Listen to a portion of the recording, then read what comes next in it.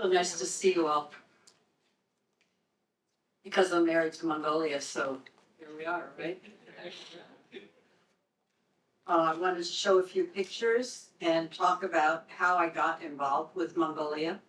I think it was a very magical experience, and I think Mongolia is a magical place. I was an energy healer, and one of my clients said, "You really should go to China and learn about traditional medicine there." And I said, "That's a good idea, but I don't have any money." And she said, "Well, how many sessions would it be?"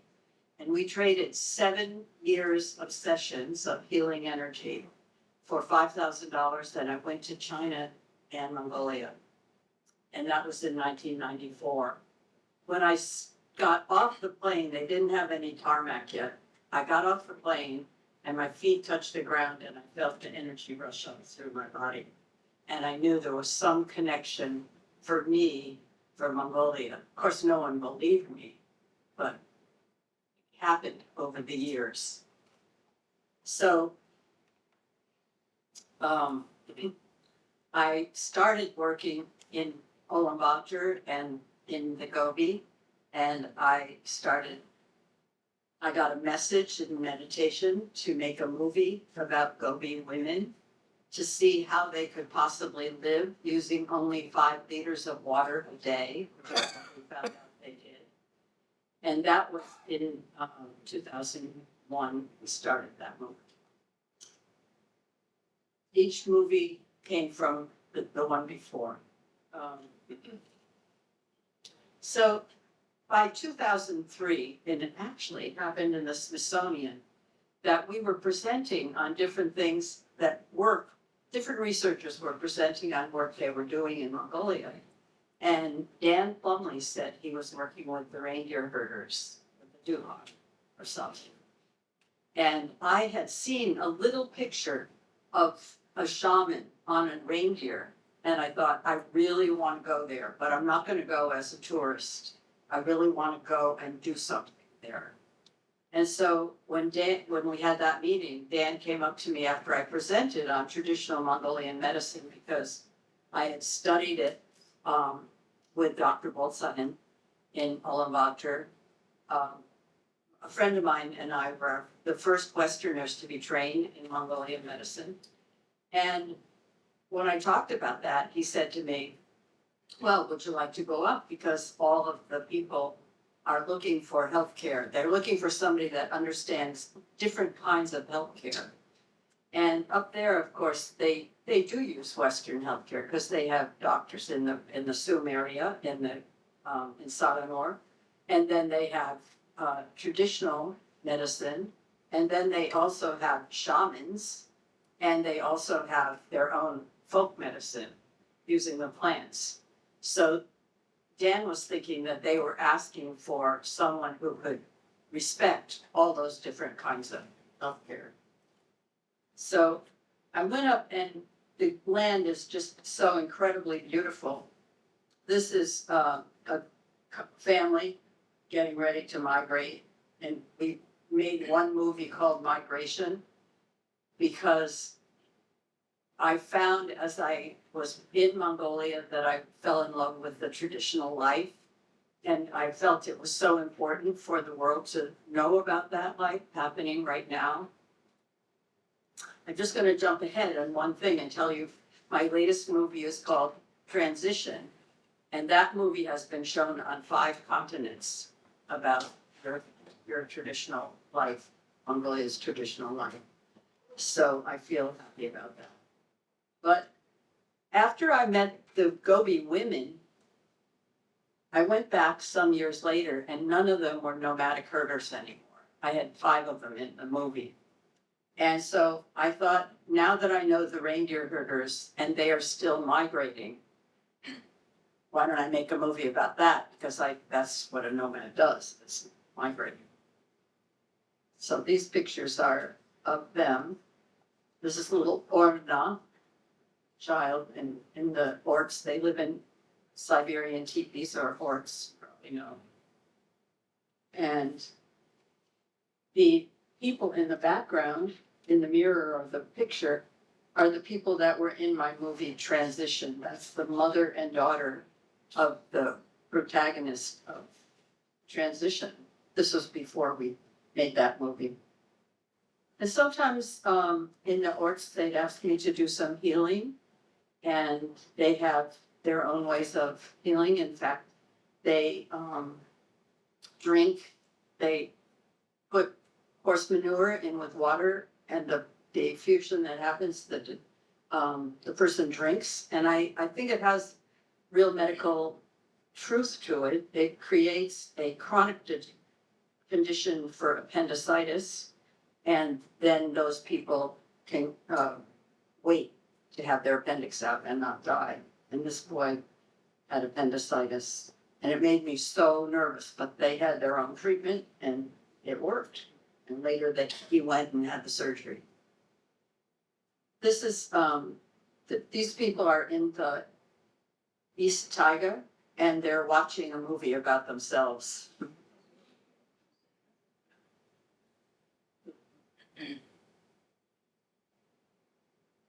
That's me on a real deer. Here are my movies and books. So this is the latest book that I had Peter, Bill introduced me to Peter. It's all connected, right? And he designed this book, which I'm very happy with. And as Bill said, it's about my life and what led me to be able to do the work in Mongolia, like sleep on the ground and ride the horse 8 hours, and And this is a book, my first book, and this has been translated into French and Mongolian. It's called Reindeer Herders in My Heart in English, and that one. Yeah. The movies are Steppers, Mare's Milk, and Jelly Jars. That's about my experience of learning traditional medicine. That's the first one. And then came Gobi Women's Song, and then Ceremony, which I haven't mentioned, but I interviewed a lot of shamans up in the taiga and watched a lot of ceremonies and documented that. And because I keep going back every year, they let me shoot everything. They give me complete access, and I'm so grateful to them for allowing that.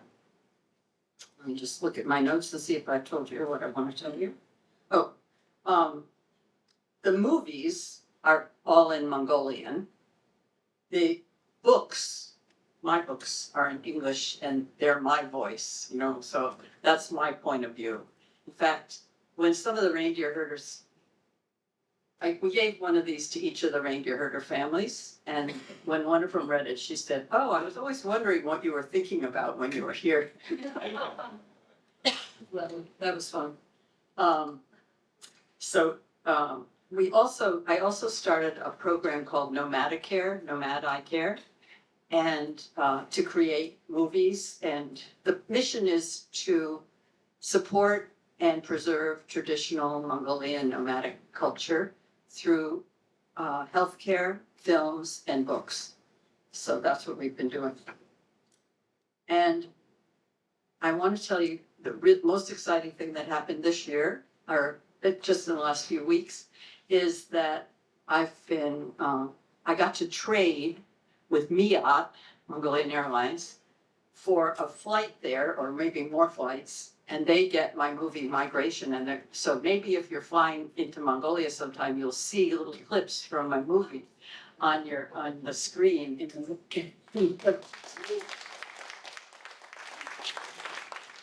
The last thing I want to say is just I fell in love with Mongolia, and that's why it's called Marrying Mongolia. Thank you all. Yes.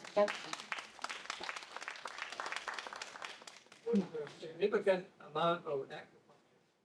Yes, acupuncture actually comes from the Chinese medicine, but it is part of traditional Mongolian medicine. Yes. Yes. Recess, so please share us what was the next entrepreneur that you discovered in Mongolia? Best medical You discovered in Mongolia. best medical herb. Oh, yes, of course, Does anybody else have any ideas? Production. Y'all know production? Yeah, but Okay, that one's a great one. And up in the taiga, actually, I saw somebody who was really sick. I'm not a doctor, so I don't diagnose, but it seemed like that person had TB. I mean, they were very flushed and coughing and all that. And the next time when I went, they had taken Vonsenbril and wolf's tongue. Those herbs, so the taiga people have their own special herbs that grow in Huskul, and they use those too. I think you should use whatever, everything, if you're sick, you want to get well, so that's what they all work. What other questions? What's your plan next, Mongolia? Okay, I'm going this July for the month. And I haven't decided if my board and everybody wants me to not ride a horse this time for 8 hours, but we'll see. I'm trying to get a plane or a helicopter to get over there, because I miss the people so much. I showed the movie a couple of weeks ago at a library in Vermont, and when I was watching it, I almost started crying, just missed everybody so much, because I haven't seen them since COVID, so I haven't been there since 2019, and Let me see, in the 2019, you rode horse for 8 hours? uh-huh, yes, 8 hours? yeah. How old are you? How old are you? 77, 78 next week. You can see how much I love your country. It's your country, okay? Oh, okay. There's no other way, right? It's just horse then. It don't stop, stand up to the. Right. Except they do have one plane that takes people to the Tingastan Shishkin River. So I'm gonna try to work it out. Yes, Have you ever looked into or studied the massage for concussion? yes, that's so interesting the way. How it's not outside of Mongolia all the time. Yeah, I've never seen it outside of Mongolia, but some of the Gobi women that I met showed me how that worked. And they just do massage outside on your skull like this, and it's supposed to remove headaches and concussions. And my teacher showed me the concussion part where you put a boost belt around and twist it different ways, and then you snap it like that, and on the area on the side that is okay and is supposed to feel it. I wouldn't do it myself, but I saw him do it, Dr. Bolsain. Yes. thank you for sharing your interesting story about that. I wanted to know where we can see them. Like, Okay. available. I think Gobi Women's Song is available on YouTube, but they're all available on the web.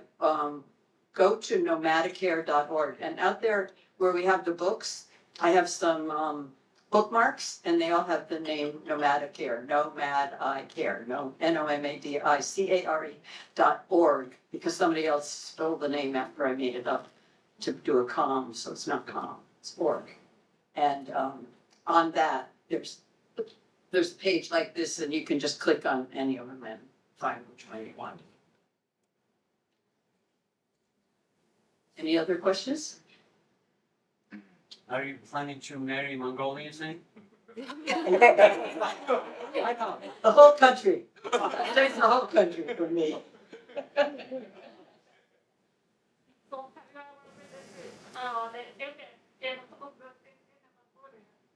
Oh, I haven't been to Inner Mongolia, no. You're selling all these books, right? This book is for sale, $30 out there. You're welcome to. And you can also order it from Amazon, or you can buy it from the website, Nomadicare. And then every sale, this profit goes to Nomadicare. Yeah. There is Nomadicare with lots of healthcare jobs, very good job. Not only what's happening, it's working. Yeah. In this book, I had a very famous translator. Sorry.